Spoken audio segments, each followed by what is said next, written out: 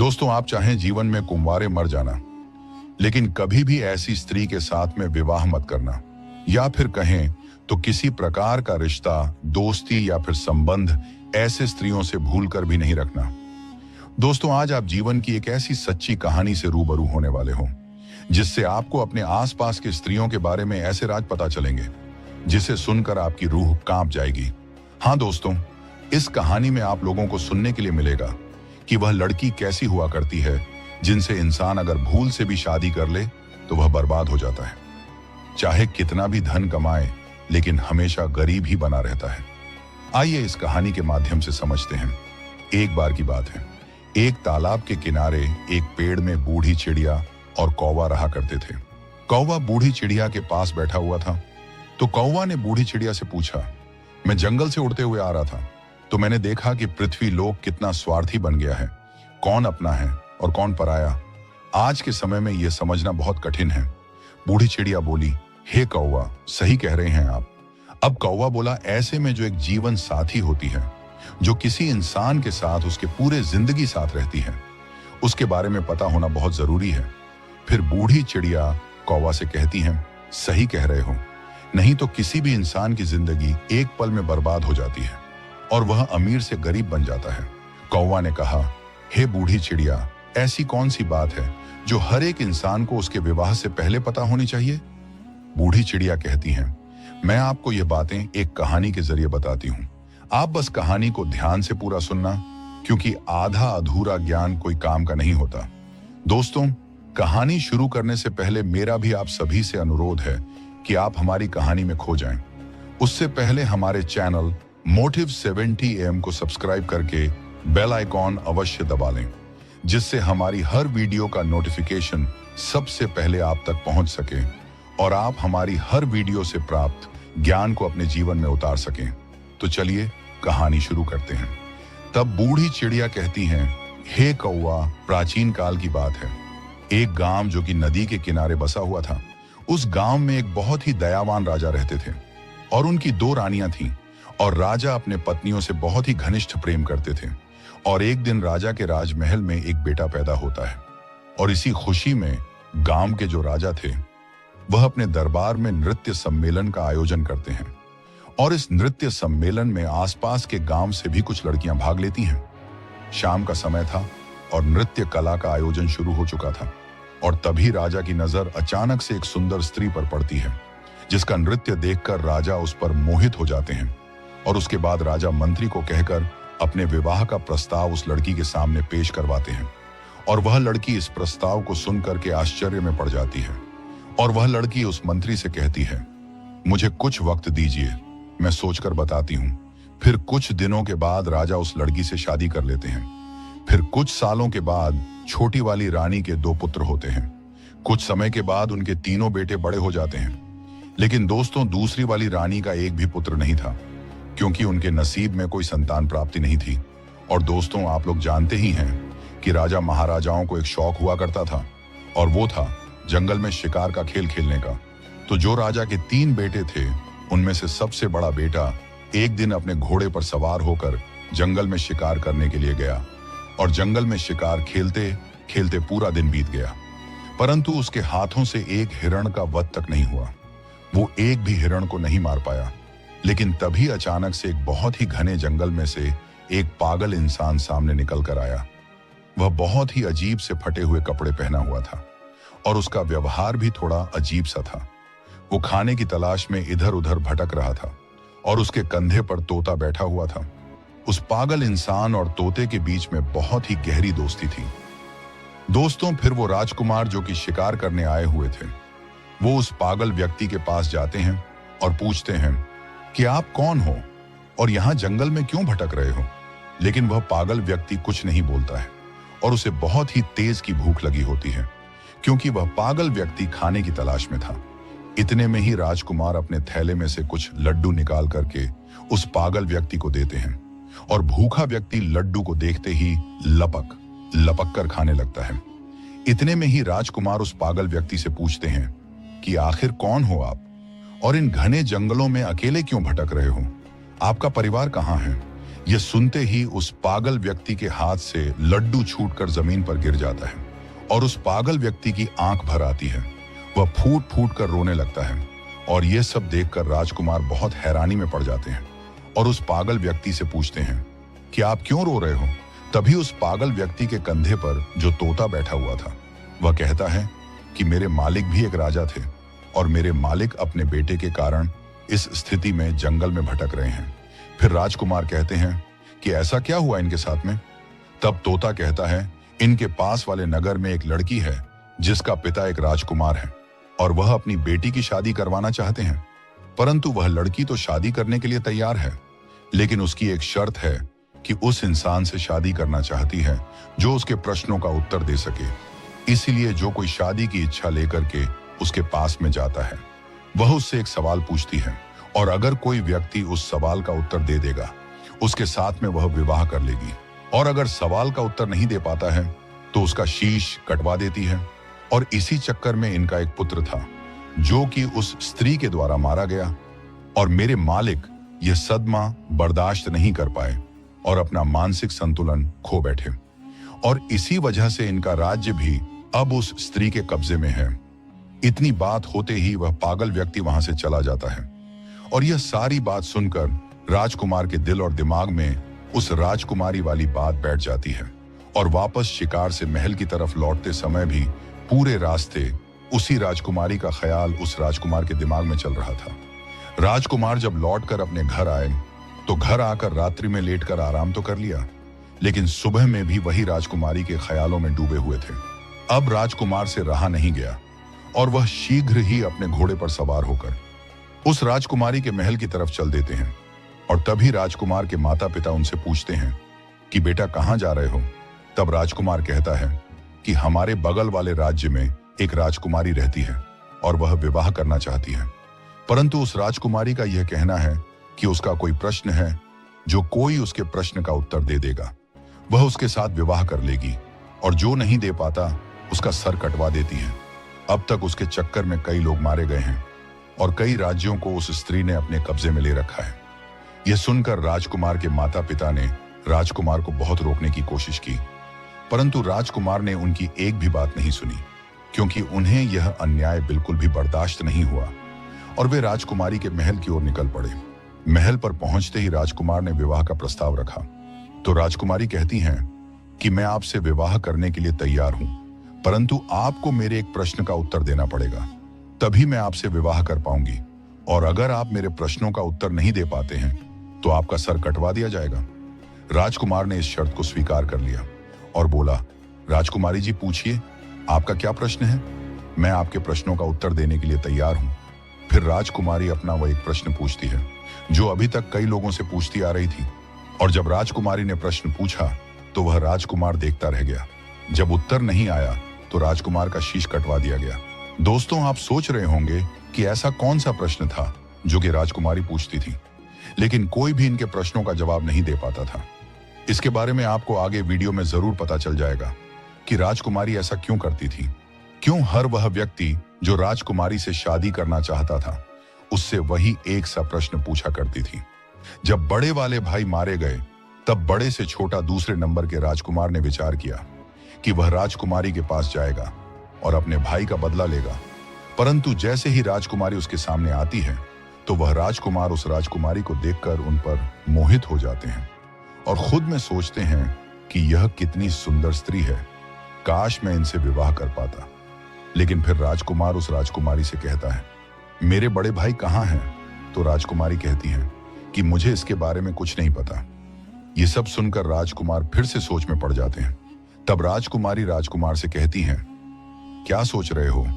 तब राजकुमार कहता है कि आप कितनी सुंदर हो, मैं आपसे विवाह करना चाहता हूं। तो फिर राजकुमारी कहती हैं, मैं आपसे विवाह तो कर लूंगी, लेकिन मेरा एक प्रश्न है, पहले आपको उस प्रश्न का उत्तर देना पड़ेगा। तो राजकुमार कहता है कि ठीक है, आप अपना प्रश्न पूछो। लेकिन दूसरे वाले राजकुमार भी उनके प्रश्नों का उत्तर नहीं दे पाते हैं और उनका भी सर कटवा दिया जाता है। इसी प्रकार उस विवाह के चक्कर में उस राजा के 3 लड़के थे, उनमें से 2 लड़के मारे गए। अब बचा सबसे छोटा वाला, वह भी अपने घोड़े को लेकर राजकुमारी के महल की ओर चल देता है। उनके माता पिता ने उन्हें रोकने की बहुत कोशिश की, लेकिन सबसे छोटा वाला भाई चलते हुए कहता है कि हम जा रहे हैं उस हत्यारी राजकुमारी से अपने भाइयों का बदला लेने। या तो मैं उस हत्यारिन से बदला लेकर के आऊंगा, अन्यथा आप यह समझ लेना कि आपका कोई बेटा था ही नहीं। उनके माता पिता ने उन्हें बहुत रोकने की कोशिश की, लेकिन वह बदला लेने के चक्कर में चल देता है। रास्ते में जाते जाते उस लड़के ने विचार किया कि जैसे मेरे भाई गए थे, अगर वैसे ही मैं गया तो मैं भी मारा जाऊंगा, लेकिन जाऊंगा तो जरूर। पर कुछ सोचने समझने के बाद उसने क्या किया कि उस राजकुमारी के महल से थोड़े हटकर एक बगिया थी, उसने अपने घोड़े को वहीं पर छोड़ दिया और उस बगिया के अंदर चला गया। और राजकुमारी वहां पर उस शांत वातावरण में विश्राम करने के लिए आया करती थी। अब उस बगिया में एक सरोवर था और उस सरोवर के किनारे वह राजकुमार एक आम इंसान के वेशभूषा में खड़ा था। जी हाँ दोस्तों, सभी लोग बड़े ध्यान से सुनना, यह बहुत ही अलौकिक कहानी है। दोस्तों, राजकुमार सरोवर के किनारे खड़ा था और तब राजकुमारी अपने कुछ सहेलियों के साथ बगिया में आई। और कुछ समय बाद राजकुमारी ने अपनी एक सहेली से कहा कि हमें पानी लाकर दो, हमें बहुत तेज प्यास लगी है। अब उस राजकुमारी की बात को सुनकर उसकी एक सहेली हाथ में बर्तन लेकर उसी सरोवर पर जल लेने के लिए गई, जिस सरोवर पर वह राजकुमार आम इंसान के रूप में पहले से ही खड़ा था। उस राजकुमारी की सहेली ने जब राजकुमार को देखा तो वह उसके रूप को देखकर उन पर मोहित हो गई। वो राजकुमारी की सहेली फिर जल लेकर राजकुमारी के पास गई और राजकुमारी को पिलाया, लेकिन फिर तुरंत लौटकर सरोवर के पास चली गई और वो जाकर उस राजकुमार यानी कि उस आम आदमी से कहती है कि आप कौन हो और यहाँ क्या कर रहे हो? मैं आपको देखते ही आपके रूप पर मोहित हो गई हूँ और मैं शीघ्र ही आपसे विवाह करना चाहती हूँ। फिर राजकुमार कहता है कि वह तो ठीक है, लेकिन आप कौन हो? फिर वह लड़की कहती है कि मैं राजकुमारी की सहेली गंगा हूँ। यह सुनकर राजकुमार उस गंगा के साथ उसके घर चले जाते हैं और गंगा अपने आंगन में चारपाई बिछाकर उस राजकुमार को बैठा देती है और उसके बाद में भोजन करवाती है और फिर कहती है कि आप क्या सोच रहे हो? आप विश्वास करिए, मैं आपको कभी धोखा नहीं दूंगी, क्योंकि मैं तुम्हारे रूप के ऊपर दीवानी हो चुकी हूँ। मैं तुमसे प्यार कर बैठी हूँ। जब इतनी बात उस राजकुमार ने सुनी तो वह राजकुमार रोने लगता है। राजकुमार के आंखों से आंसू की धारा बहने लगती है और कहने लगता है कि मैं इसलिए सरोवर में घूम रहा था क्योंकि यह जो तुम्हारी राजकुमारी है इतनी हत्यारी है, जिसने अब तक कई लोगों के सर कटवा दिए हैं और उन्हीं में हमारे 2 भाई मारे गए। तो मैं अपने भाइयों का बदला लेना चाहता हूँ। इसीलिए मैं यह जानना चाहता हूँ कि यह राजकुमारी कौन सा सवाल पूछती है। तब गंगा कहती है कि वह तो हम आपको बता देंगे, लेकिन पहले आप हमसे वादा कीजिए कि आप हमसे शादी करेंगे। तो दोस्तों, गंगा ने एक तरफ तो राजकुमार से शादी करने का वादा करवा लिया, लेकिन वहीं दूसरी ओर उसे यह डर भी था कि अगर हम इनको वहां जाने देंगे तो पता नहीं ये वहां से लौट कर आएंगे भी या नहीं। तो फिर राजकुमार गंगा से कहता है कि मैं जरूर तुमसे विवाह करूंगा, लेकिन राजकुमारी से अपने भाइयों का बदला लेने के बाद। जब राजकुमार ने गंगा से इतना कहा तो गंगा को राजकुमार के ऊपर विश्वास हो गया और फिर गंगा ने राजकुमार को राजकुमारी के बारे में बताना शुरू किया। गंगा ने कहा कि वह हर एक इंसान से केवल एक ही प्रश्न पूछती है कि गुल सरोवर की क्या कहानी है। तब राजकुमार ने गंगा से कहा कि आपको अगर प्रश्न पता है तो इसका उत्तर भी अवश्य पता होगा, आप हमें इसका उत्तर सुना दीजिए। लेकिन गंगा तुरंत हाथ जोड़कर बोली, हे महाराज, अगर मुझे उत्तर के बारे में मालूम होता तो चाहे कुछ भी हो मैं आपको इसके बारे में जरूर बताती। लेकिन गंगा कहती है, राजकुमारी के राज्य में एक साधु रहता है, सिर्फ उन्हीं को यह गुल सरोवर वाली कहानी पता है और उसने ही राजकुमारी को यह सलाह दी है कि अगर तुमसे कोई शादी करना चाहे तो तुम उससे गुल सरोवर की कहानी के बारे में पूछो। हालांकि यहां तक राजकुमारी को भी इस कहानी के बारे में कुछ भी पता नहीं है, फिर भी राजकुमारी यह प्रश्न पूछा करती है क्योंकि वह उस साधु से प्रेम करती है। तब राजकुमार ने गंगा से कहा, चलो ठीक है, कोई बात नहीं, तुमने हमारा काम थोड़ा आसान कर दिया।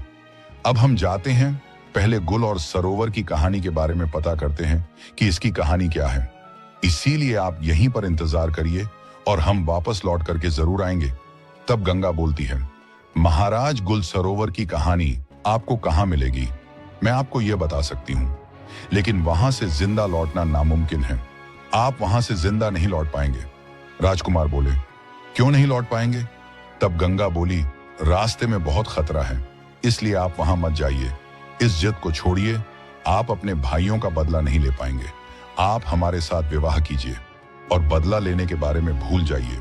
उस राजकुमार ने कहा, चाहे रास्ते में कितनी भी कठिनाइयां क्यों ना हो, चाहे संकट कितने भी हों, लेकिन मैं जाऊंगा जरूर और अपने भाइयों का बदला जरूर लूंगा। तो गंगा ने सोचा कि अब हम चाहें इनको कितना भी रोकने की कोशिश करें, लेकिन यह नहीं रुकेंगे। तो फिर गंगा ने खुद एक घोड़ा और एक तलवार राजकुमार के हाथ में दे दी और कहा कि यह घोड़ा और यह तलवार तुम्हारे काम जरूर आएगी, इसलिए आप एक काम करना, यहां से ठीक दक्षिण दिशा की तरफ जाओ, और जब आप दक्षिण दिशा की तरफ जाओगे तो आगे आपको गुफा में एक शेर मिलेगा, और उस शेर से आपको डरना नहीं है, क्योंकि वह शेर बूढ़ा हो चुका है, जिस वजह से वह शिकार नहीं कर पाता और बहुत भूखा रहता है। जब आप उसके पास जाओगे तो इस तलवार के मदद से रास्ते में उस शेर के लिए कुछ खाने को जरूर ले जाना, और जब वह शेर गुफा से बाहर आए तब उसके सामने यह खाने की चीज रख देना। वह उसे खाकर तुम्हारी मदद जरूर करेगा। बस इतना ध्यान रखना कि आप जब जंगल में थोड़ा आगे बढ़ोगे तो आप समुद्र के किनारे पहुंच जाओगे, तो वहां से आगे आपको समुद्र के उस पार जाना होगा। और इतना कहकर गंगा राजकुमार को विदा कर देती है और राजकुमार दक्षिण दिशा में जंगल की तरफ निकल जाते हैं। जाते समय गंगा बोलती है, महाराज भूल मत जाना, लौटकर जरूर आना, चाहे कुछ भी हो जाए, मैं आपका जीवन भर इंतजार करूंगी। मुझे आप भूलोगे तो नहीं? तो उस राजकुमार ने विश्वास दिलाते हुए बोला कि आप चिंता मत करो, मैं लौटकर जरूर आऊंगा और तुमसे विवाह करूंगा, इसीलिए आप तनिक भी चिंता मत करो। अब वो राजकुमार धीरे धीरे जंगल की तरफ बढ़ने लगा, तो गंगा के मुताबिक उसको एक शेर की गुफा मिली, जिसमें वही एक बूढ़ा शेर था, जिसके बारे में गंगा ने राजकुमार को बताया था, और साथ में यह भी कहा था कि आप रास्ते में इस तलवार की मदद से उस बूढ़े शेर के लिए कुछ खाने को ले जाना। तो वह राजकुमार बिल्कुल ऐसा ही करता है और उस शेर के सामने खाना रख देता है। क्योंकि शेर बहुत भूखा था तो वह खाना देखते ही बहुत खुश हो जाता है और लपक कर खाना शुरू कर देता है। राजकुमार देखता है कि अब तो शाम हो चुकी है, जिस वजह से हल्की हल्की ठंड भी लगने लगती है। राजकुमार सोचता है अब कुछ ही देर में अंधेरा भी हो जाएगा। तो वह क्या करता है कि आसपास से कुछ लकड़ियां इकट्ठा करके ले आता है और गुफा के सामने थोड़ा सी आग जला लेता है, और उसी आग के पास में आकर वह शेर राजकुमार के बगल में बैठ जाता है और राजा उस शेर को सहलाने लगता है। और कुछ समय बाद राजकुमार को आंख लग जाती है। राजकुमार वहीं पर सो जाता है। फिर अगली सुबह होते ही राजकुमार उस शेर के साथ जंगल में आगे दक्षिण दिशा की तरफ बढ़ने लगता है। चलते चलते जंगल में राजकुमार को आगे कई मुसीबतें आती हैं।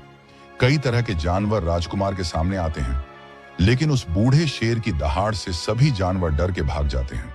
और इसी तरह राजकुमार उस बूढ़े शेर के साथ चलते चलते समुद्र के किनारे पहुंच जाते हैं, और पहुंचते ही देखते हैं कि थोड़े दूर पर एक व्यापारी कई हाथियों पर सामान लादकर कुछ सैनिकों के साथ समुद्र के तट पर खड़े हैं। अब वो राजकुमार उस व्यापारी के पास जाता है, तो व्यापारी उससे पूछता है कि कौन हो आप यहाँ क्या कर रहे हो?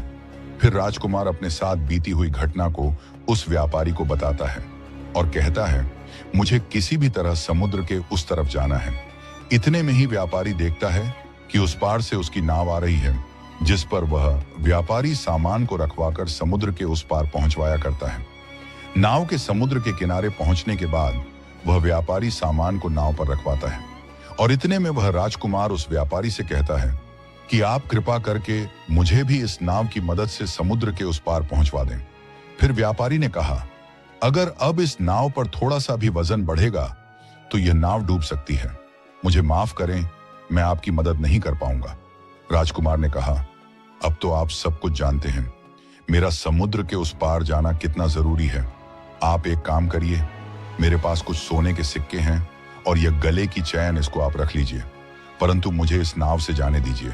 दोस्तों, वह व्यापारी बहुत ही लालची था, इसलिए वह राजकुमार के दिए हुए सोने के सिक्के और उसकी चैन रख लेता है और नाव से सैनिक के द्वारा कुछ सामान उतरवा के राजकुमार को उस नाव पर जाने देता है। और इसी तरह राजकुमार उस नाव पर बैठकर समुद्र के उस पार घुल और सरोवर की कहानी की तलाश में निकल जाते हैं।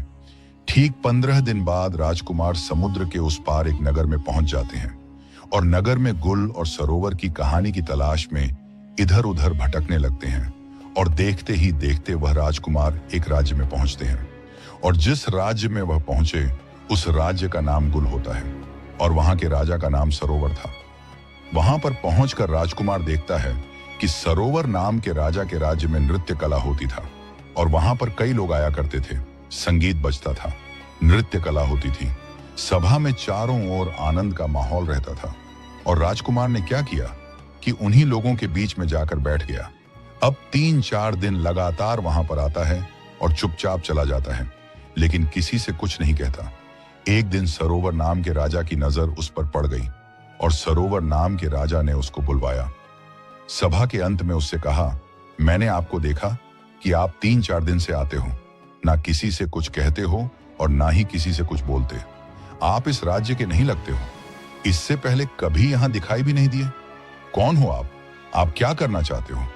राजकुमार को तो गुल और सरोवर की कहानी पता करनी थी और उन्हें अच्छी तरीके से पता था कि इस कहानी के बारे में सरोवर नाम के राजा को जरूर पता होगा। इसलिए राजकुमार सरोवर नाम के राजा से कहता है, महाराज मैं कुछ संगीत गाना चाहता हूं। यह सुनकर सरोवर नाम के राजा उनसे बोलते हैं कि कौन सा संगीत? ठीक है, आप सुनाइए। और इतने में सरोवर नाम के राजा के इशारे पर पीछे से ढोल बजने लगते हैं और राजकुमार संगीत गाने लगते हैं। उस राजकुमार ने इतना सुंदर संगीत सुनाया कि पूरी सभा बैठी हुई वाह वाह करने लगी। राजा खुश हो गया और राजा ने खुश होकर बोला, हम तुम्हारे इस गायकी से इतने खुश हैं कि आप चाहे तो कुछ भी मांग सकते हो। आप जो मांगोगे हम आपको वह जरूर देंगे, ये हमारा वचन है। फिर राजकुमार कहने लगा, महाराज ऐसा ना हो कि मैं मांगूं और आप अपना पैर पीछे खिसका लें, इसलिए एक काम कीजिए, आप रहने दीजिए। जो कुछ भी है वह ठीक है और जैसे भी है ठीक है, हम जैसे हैं अच्छे हैं।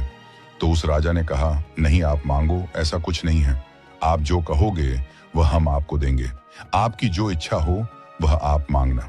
अब उस राजकुमार ने कहा, हे महाराज मुझे कुछ नहीं चाहिए, मुझे केवल आप गुल और सरोवर की कहानी बता दीजिए। उस सरोवर नाम के राजा को पसीना आ गया। जो सरोवर नाम का राजा था उसने कहा, तुमने ये क्या मांग लिया? तुम मुझसे मेरा पूरा साम्राज्य मांग लेते, वह भी मैं तुम्हें दे देता, लेकिन तुमने मुझसे यह कैसा सवाल पूछ लिया? इसकी कहानी मैं जानता हूं, लेकिन मैं वह तुम्हें बता नहीं सकता। तभी राजकुमार ने कहा, महाराज कुछ समय पहले आपने ही तो यह कहा था कि आप जो मांगोगे हम आपको वह दे देंगे, इसलिए आप केवल मुझे वही गुल और सरोवर की कहानी सुना दीजिए कि आखिर इस कहानी का क्या राज है। अब महाराज अपने ही दिए हुए वचनों में फंस जाते हैं और कहने लगे, अगर तुम्हारी यही इच्छा है, बार बार तुम यही जिद कर रहे हो, तो मैं तुम्हें गुल और सरोवर की कहानी तो सुना दूंगा, लेकिन ध्यान रखना कहानी खत्म होने के तुरंत बाद हम तुम्हारा सर कटवा देंगे। अगर तुम इस बात पर राजी हो तो हम तुम्हें गुल और सरोवर की कहानी बताते हैं कि आखिर गुल और सरोवर की कहानी क्या है। राजकुमार ने कह दिया, ठीक है, आप मेरा सर काट लेना, लेकिन आप कहानी जरूर सुना देना। बोले, ठीक है, हम तुम्हें जरूर सुनाएंगे। तब महाराज ने मंत्रियों को इशारा दिया और नौकरों को भी इशारा दिया। अब नौकर कारावास की तरफ जाते हैं, वह राजकुमार वहीं बैठा हुआ देख रहा है। तब नौकर क्या लेकर आए कि एक लड़की है, वह बहुत सुंदर है, उसके शरीर पर फटे पुराने वस्त्र हैं और उसके हाथों में पैरों में बेड़ियां पड़ी हुई हैं। वह चल नहीं पा रही थी और इसीलिए नौकर लोग उस लड़की को मार लगाते हैं। अब वो राजकुमार देखता रह गया, ये क्या है, मेरी समझ में नहीं आया। तब तक उस लड़की को लाकर सरोवर महाराज के सामने खड़ा कर दिया। अब राजकुमार के सामने उस सरोवर नाम के राजा ने कहानी शुरू की। तुम सुनना चाहते थे गुल सरोवर की कहानी क्या है, तो सुनिएगा। मेरा ही नाम है सरोवर राजा, मैं ही हूं वह सरोवर और गुल यह लड़की है जो तुम्हारे सामने हथकड़ी और बेड़ियों में जकड़ी हुई है। राजकुमार कहने लगा, महाराज आप सरोवर और यह लड़की गुल, इसका मतलब आपकी ही कहानी है। महाराज ने बोला, हाँ यह मेरी ही कहानी है। राजकुमार ने कहा, फिर तो आपसे अच्छी तरह और कौन बता सकता है। महाराज बोले, सुनो हमारी कहानी क्या है। मैं विवाह से पहले एक बार जंगल में शिकार खेलने के लिए गया था, तो वहां यह लड़की अपनी सहेलियों के साथ बगिया में बैठी हुई थी। ये सब बातें वही सरोवर नाम का राजा समझाते हुए कहता है। उस दिन बगिया में हम घूमते घूमते पहुंच गए तो हमारी नजर इस स्त्री के ऊपर पड़ी। ये गुल नाम की लड़की जो तुम्हारे सामने खड़ी है, और इसकी नजर हमारे ऊपर पड़ी और इसे देखकर हम इस पर मोहित हो गए और हमें देखकर यह भी हम पर मोहित हो गई। मैं इस स्त्री के रूप पर इतना मोहित हो गया था कि मैं इसके रूप का दीवाना हो गया।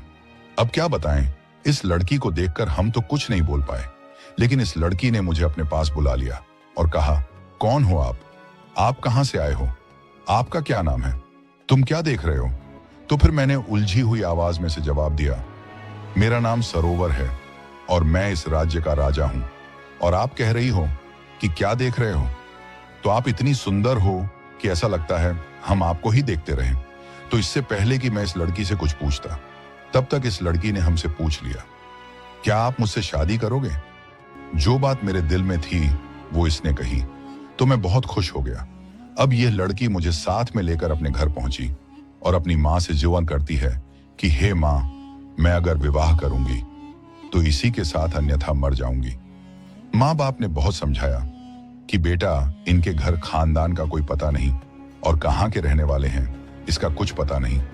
इसके बाद उसकी मां कहती है कि एक अजनबी के साथ मैं तुम्हारा विवाह कैसे करा सकती हूं? तब सरोवर महाराज कहते हैं, उस समय यह लड़की बार बार अपने माता पिता से विनती करने लगती है और खाना पीना तक छोड़ देती है। अब इसके जिद के सामने इसके माता पिता मजबूर होकर इसका विवाह मेरे साथ करवा देते हैं और फिर वह सरोवर महाराज राजकुमार से कहते हैं, जरा ध्यान से इस कहानी को सुनना, क्योंकि इस कहानी में अब बहुत ही राज खुलने वाले हैं। होता यह है कि इस लड़की का विवाह जब मेरे साथ हो गया, तब विदा होकर मेरे साथ मेरे घर के लिए आ रही थी। तो रास्ते में ये बहुत ही प्रसन्न थी और मुझसे कह रही थी कि मुझे मेरे मन चाहे पिया मिले हैं और मैं खुद दुखी रह सकती हूँ, लेकिन इनको कभी दुखी नहीं रहने दूंगी। और कहती थी कि मैं खुद संकट में रह सकती हूँ, लेकिन इन पर कभी आंच नहीं आने दूंगी और अपने पिया से हमेशा लगाव बनाकर रखूंगी। ऐसे ही बातें करते हुए हम अपने घर पहुंच गए और इसे अपने घर ले आए। और अब तो हम इसके प्यार में इतना पागल हो गए कि सब कुछ भूलते जा रहे थे। हम अपना राज्य का दरबार भी समय से पहले बंद करके घर पहुंच जाते थे। ऐसे ही कुछ दिनों तक चलता रहा और कुछ दिनों के बाद जब हम घर लौट के इस स्त्री के पास आते थे तो पता नहीं क्यों हमें बहुत तेज की नींद आ जाया करती थी और इतने में ही ये राजमहल से जंगल की ओर चल देती थी।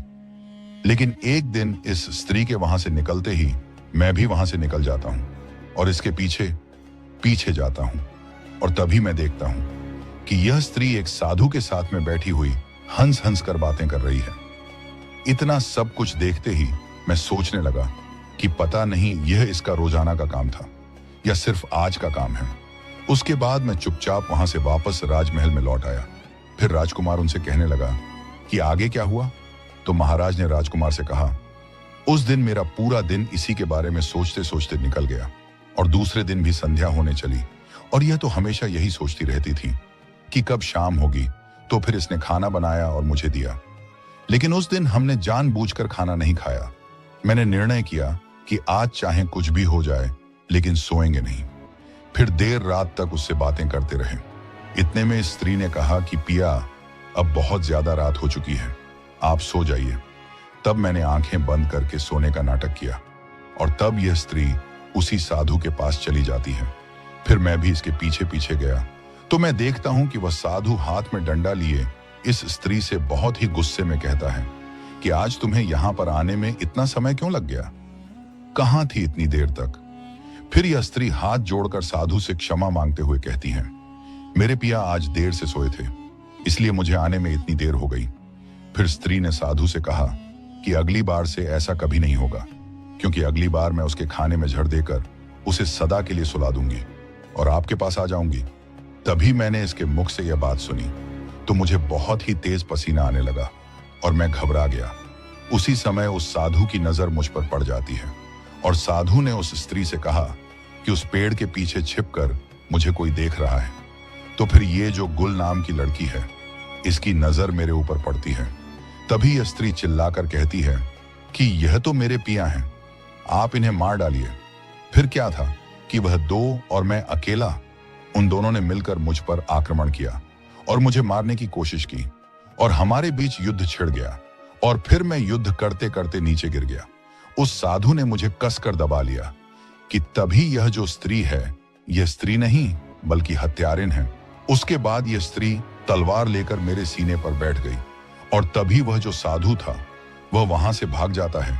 फिर मुझे कुछ समझ में नहीं आ रहा था कि मैं क्या करूं, और जैसे ही यह स्त्री मुझे तलवार से मारने वाली ही थी कि इतने में महाराज उस राजकुमार से कहता है कि यह जो कुत्ता तुम सामने देख रहे हो, उस वक्त यही कुत्ता आकर रानी पर काबू करके मेरी जान बचा लेता है।